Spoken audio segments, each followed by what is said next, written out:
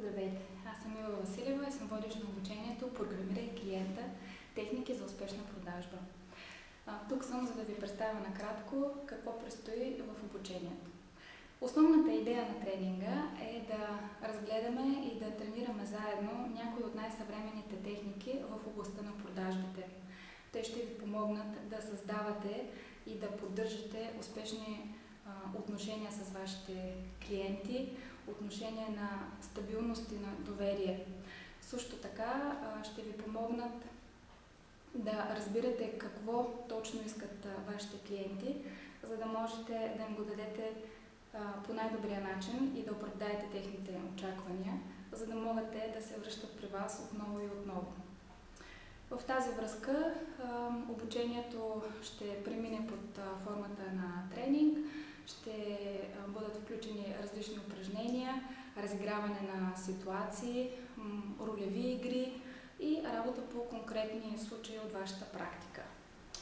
В обучението са включени 3 основни модула.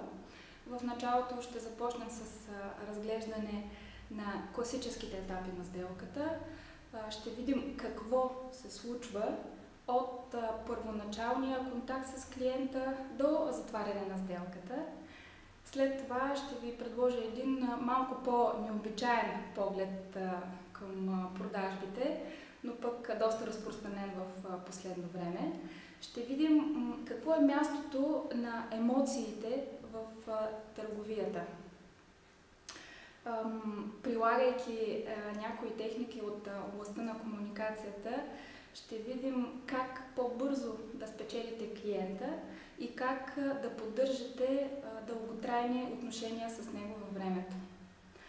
И след като първо сме видели какво се случва, ще видим и как това се случва, като потренираме някои техники за всеки един от етапите на продажбата.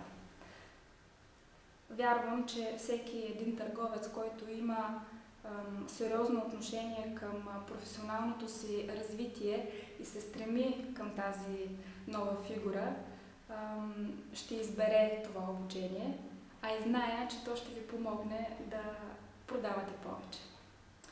Използвайте случая да се позабавлявате и да решите теста, който ви предлагаме в сайта, и очаквам ви!